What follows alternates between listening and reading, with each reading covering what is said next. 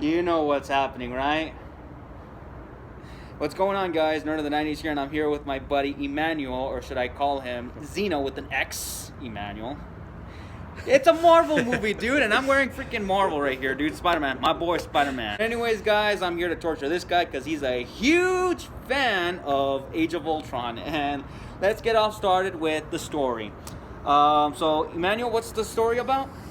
So, are we talking about the movie Age of Ultron? Age of Ultron. Like, what do you think about the story? Like, like the Avengers assembling for the first time. They're taking down, what was his name? That one leader from Hydra. And we get to see Quicksilver and Scarlet Witch in action. And not only that, too, the Avengers managed to beat Hydra to it. Iron Man gets the Loki scepter, but then after that, Scarlet Witch completely lets him see some bad stuff of the future, and even though we get to see the Avengers dead, and after the Avengers are completely dead, Iron Man's only resolution would be Loki's scepter, and with that, with Loki's scepter, him, Hulk, and or should I say Bruce Banner make a new artificial intelligence, which is the Ultron Protocol. Ultron Protocol goes completely haywire, takes down Jarvis, and that's when Ultron comes into play, and that's when the Avengers assemble. Mm-hmm. What do you think about the story? When Tony Stark has that vision, it's not so much as because like he was destined to do it. It's more like he was scared of losing everyone.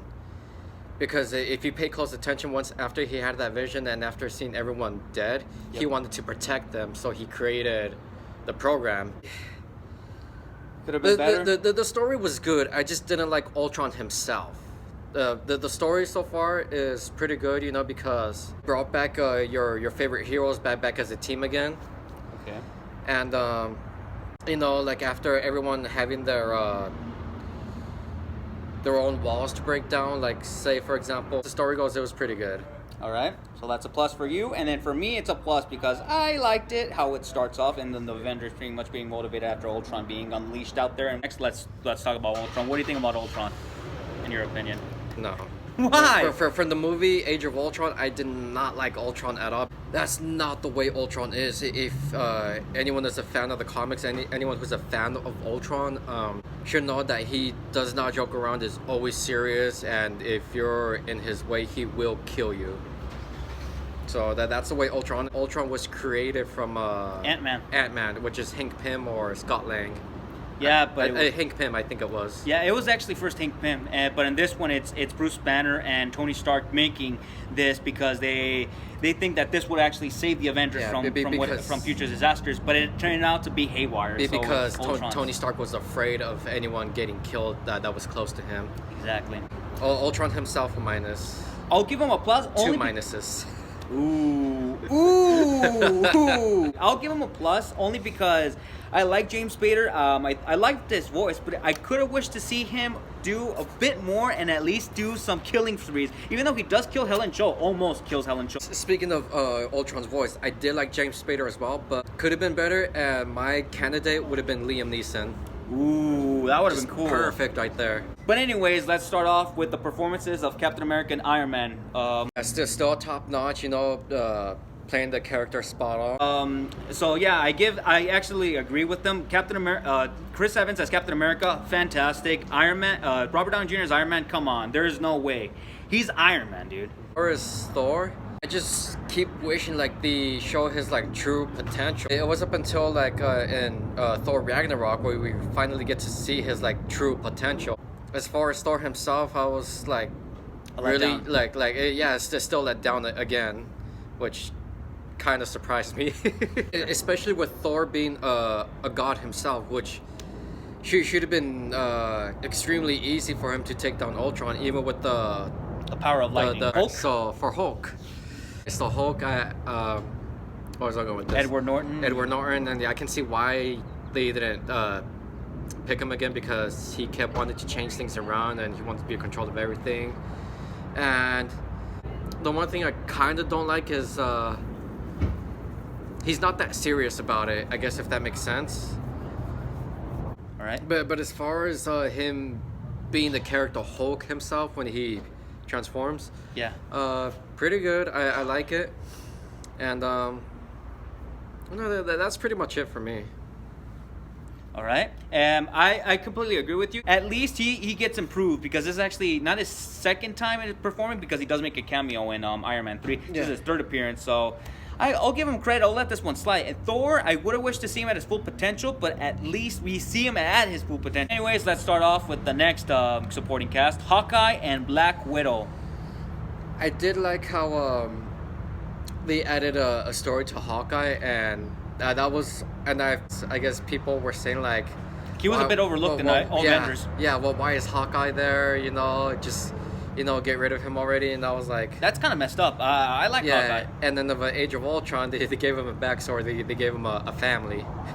But yeah, I thought I liked that element too, so we get to see a little bit of Hawkeye's backstory. But anyways, what about Black Widow? I liked her backstory, but to me, I'm like, okay, is this teasing a Black Widow's movie soon in the future? Because I am looking forward to it, but to me, it feels a little bit unnecessary. But yeah. To me, when they showed a Black Widow's, I guess, backstory or whatever, it was her training ballets or whatever. Yeah, ballets. It just On her spare time, and then after that, she was actually it just training. seemed completely unnecessary. But with the Black Widow, it just. Oh, we'll get to him in a little bit. I like her. I liked her performance ever since the first. No, Iron Man 2. That's when she Was got that Iron Man introduced. 2? Iron Man 2. That's when Okay. she got introduced. But hey, at least their performances were fantastic, and I'll give a plus on that one. Do you agree? Yeah. All right, next supporting cast. The new characters: Quicksilver, Scarlet Witch, and Vision. I noticed with the accents, it wasn't spot on. Yeah, I kind of agree. I know why they had to kill him off because of Fox owns the rights. because of Fox owns the rights. But his performance was good, but it sucks that they killed him off. So Yeah. at least Aaron Taylor Johnson gives. He went from Kick-Ass to Quicksilver, which is cool and Kick-Ass though. But so waiting on Kick-Ass 3. Scarlet Witch. Scarlet Witch, same thing. Well, kind of. With the accent, kind of there, they're not really spot on. But as far as Elizabeth Olsen, playing the character, really good with her fingers. And as far as their creation, I think in the different universe, It's Magneto and they're Magneto's children. Magneto's children. Yeah, and I think in this universe, they were just created out of an experiment, I believe. Yeah, they added. I think it was out of the scepter from Loki's scepter. I don't know, or from Hydra actually. Yeah. Structor. I remember his name. Baron von Structor was the one guy who created them. But anyways, her performance was good, even though her Sokovian accent goes to perfect English in Civil War, which I was like, okay. Vision. But what do you think about his performance, though? Everybody says he's dull. I liked him, but he's an AI. What do you expect? I don't know Vision that much, so based on what I've seen on screen, you see, it does seem very dull, like he's almost emotionless, but at the same time, that's because he's part of Tony Stark's personality and part of Ultron's. Mm-hmm. So, but at the same time, he's his own being. He's himself. I don't know, but his performance was good, even though he was a bit dull, but then later on, he's an artificial intelligence. What do you expect? Yeah, and his own personality and plus two other ones, so. All right. So what do you think about the performances of these three characters? Are you divided? Are you giving it a plus? Are you giving it a negative? It's up to you. I'm giving it a plus. As far as Quicksilver and Scarlet Witch, to me, it was just the accent. It's just like they were trying too hard. Yeah. But as far as performance-wise, seemed pretty good. Supporting cast, we'll get to one character in a bit. Maria Hill, Helen Cho. People were kind of iffy on Nick Fury. They said that he was unnecessary to the movie. Do you think he was unnecessary in the movie? Not so much as unnecessary because he brought the team together. It completely damaged the Avengers, but all thanks to Scarlet Witch. Mm-hmm. But anyways, yeah, to me, Nick Fury, he felt a little bit unnecessary, but at the same time, he did that in order to motivate. He had to be there in order to motivate the Avengers. For Maria Hill, was her I know her role is a bit small though, but at least she was there as the secretary for Iron Man's Avenger Tower. So, what do you think? She okay? To me, it felt like it was a little unnecessary because to me, like she was just there. Yeah, like she just popped up to be there to, I guess, what's the word? That necessary. Like they could have done without her because Nick Fury is just there handling everything. What about Helen Cho, the chick who made, well, not only that too, she actually made the body of Vision too, so with the help of Ultron, and also helped because Hawkeye got, shot and then kind of like replaced the skin with something else like that. She like works with like Xeno for example, if your body is completely burned, she replaces her skin, and you can get to see the different stuff like that. Trying to remember her, but honestly, I don't remember her at all. So I would have to watch the movie again. Well, Dr. Selvig was actually there just to, like, at least help out Thor about Ragnarok and whatever he saw. To the very almost ending of the movie, we get to see Dr. Selvig is like helping out with like other co-workers and stuff like that. You're kind of divided on this one too. Yeah. All right then. So for the action and CGI, action. a plus on the supporting cast for me though. Well, when it came to the action sequences, it was good, but to me, it just seemed like at times it was shortened up. And don't forget the Hulkbuster versus Iron Man. Oh yes, no, yes, Hulkbuster versus Hulk. Finally, yes. Thank you for reminding me. I knew I was forgetting something. The Hulkbuster versus the Hulk himself. Oh, that was cool. That was an epic fight. We did get to see a Hulk versus Hulkbuster, so that's a plus. Yeah, the drones of Ultron. Yeah, the drones of Ultron, which is, by the way, what Ultron should have looked like. No, I guess that's it. Just the CGI of the cape from Vision and the Ultron drones. You're kind of divided on it too. So on the action and on the CGI. Yeah. Okay. All right, now for the big part, the cons. Honestly, what I hated was Ultron himself, and his design. Actually, I hated the way he looked, because one, Ultron, like I stated before, he does not joke around. He kills if you stand in his way, or for whatever reason. And that's my only con, was just Ultron himself. Yeah, I kind of agree with some parts with you, but I did like Ultron. But even though I would have wished to see him in a different look, though, it's cool. Even though, if you really want to know, Scarlett Johansson was pregnant while she was filming this movie, and they had to CGI her belly.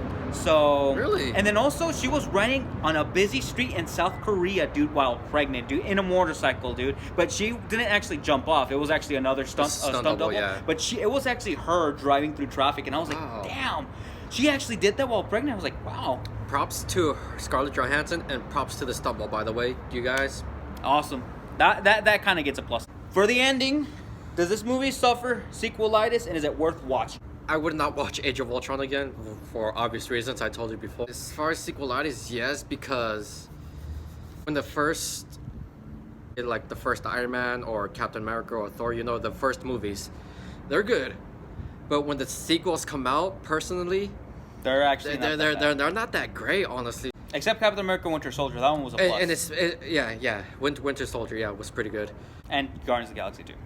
Yeah. But not bad. And what I noticed too, they're getting way ridiculous out of hand with the comedy in it, because there's been some times where it doesn't take itself seriously. Yeah, it doesn't take itself seriously at all, where it's supposed to be a serious moment, and then somebody says something and becomes hilarious, and I'm just like, really, guys, you ruined the moment. That's my only issue. Yeah. So what would you give it out of 10? I'll start with you first. I liked half of Age of Ultron, the movie itself, but because I don't like Ultron himself, and because it is a Marvel sequel, so it wasn't that great, I'm gonna have to give it, you're gonna hate me, 5 out of 10. Ooh, average. 5 out of 10. Average at best, as in half baked. In my opinion, when I watched this in theaters and I got out, I give it a 10 out of 10. Hold on, everybody. I gave it a 10 out of 10 because I enjoyed everything about the movie. But when I rented it on Blu-ray, I was like, okay, I was a bit iffy on Scarlett Johansson and Mark Ruffalo being together. Ruffalo is a handsome-looking man. Scarlett Johansson, beautiful-looking woman, hottest woman on the planet. But them as a couple, I kind of cringed. I was like, no. That's right. I completely forgot about that. That's how much I hate that movie. I try to forget about it. Who knows if she's gonna fall in love with Thor and Infinity War? Who knows? If it's her training that kicked in, or if it's actually herself. But yeah. Anyways, Scarlet Witch and Vision falling in love. That's. It was hinting. I don't know if that's how it is in the comics. It is. Is it? It is. Okay, all right. They are a couple. I'll have to look that up. You have to look that up. But yeah, to me, it's an 8 out of 10. It's a yes, seal of approval, 2 thumbs up. Well, actually, 1 thumbs up. And then with that, yeah, that's all I'm gonna have to give it. But next time, for sure, I'm gonna be reviewing Ant-Man. Anyways, guys, I'll see you guys with Ant-Man. Sucks that it would have been Ant-Man first, then Age of Ultron. But yes, it would have been better like that. Yeah. But to me, that was Marvel's biggest mistake. That's it. Nerd of the 90s out. And what do you want to nickname yourself? I'll call him Xeno. Xeno Emmanuel with an X. Diego Luna. Or either that. Catch you guys next time.